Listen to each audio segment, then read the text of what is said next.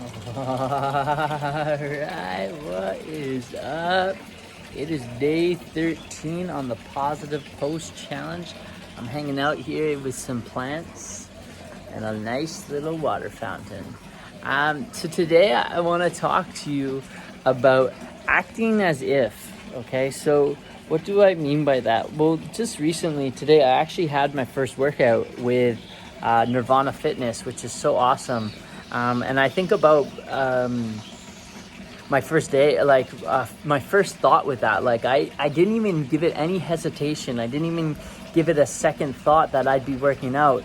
To be honest, I got in there way faster than I thought I was going to have to. Ooh, there's a big bug right there.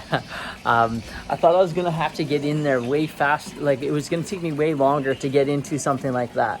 In a gym like that. But actually, in actuality, it didn't take that long, and I honestly thought I was gonna have to somehow make money or something. But my mentor essentially said that, hey, I believe in you and I want you to go into that gym. So he paid for me to go into that gym, which is really cool. So I was acting as if I was already in that gym. That's why I went to the gym, checked out the pricing, get the vibe for it, get myself into a vibrational match of it. So today I led a meditation with Molly, and I've been working on a place with her that she's currently navigating. So that place is, a little bit of internal resistance. So next month we're gonna move into a new place. I want to move closer to that gym. Proximity is really important. If you're close to it, you're gonna just use it way more. That's one thing I always try to do, is live close to a gym, because then I'll actually use the gym instead of, like, if it's just a bit too far away, I won't use it as much. It's just creatures of habit. So I want to move into a new place, and I'm going to next month. But I'll tell you what, I asked Molly, I said, okay, what's our financial where you think that you'll be comfortable moving into a new place? So she said her figure, and I said, all right, good. Like, yeah, in my mind, because this time last year, I'm not kidding you, this time last year, let me tell you my situation. I was living in a van.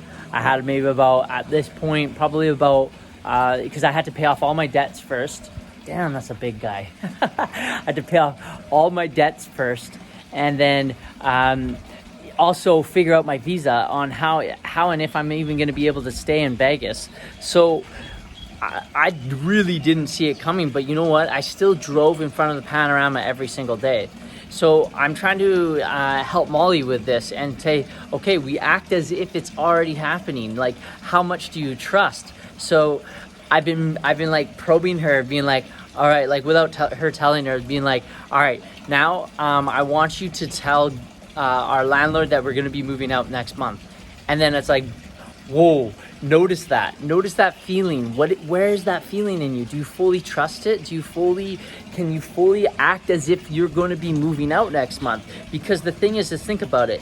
If you actually are moving out next month, you're going to let your landlord know in 2 weeks in advance. You're going to start prepping to move. You're going to get the thoughts moving. But right now, we don't have a place. But I'll tell you what, I've lived in this place inside myself so often, especially for the last 10 years, not knowing fully where it's going to be, not knowing what it looks like, but just fully trusting and acting as if it's already here and it's already happened. So that was something that I've worked with Molly with last night and this morning in meditation, is acting as if it's actually happening. Acting, and as I said, it's all onto our belief, what we believe. And if we have a strong enough belief, literally anything is possible. And only our limitations is the ones we set on ourselves. So this is about releasing into any resistance. And the way it's been told or taught to me is like, let it be. So when I feel that internal resistance, I actually want to dive into it. I want to sink into it, then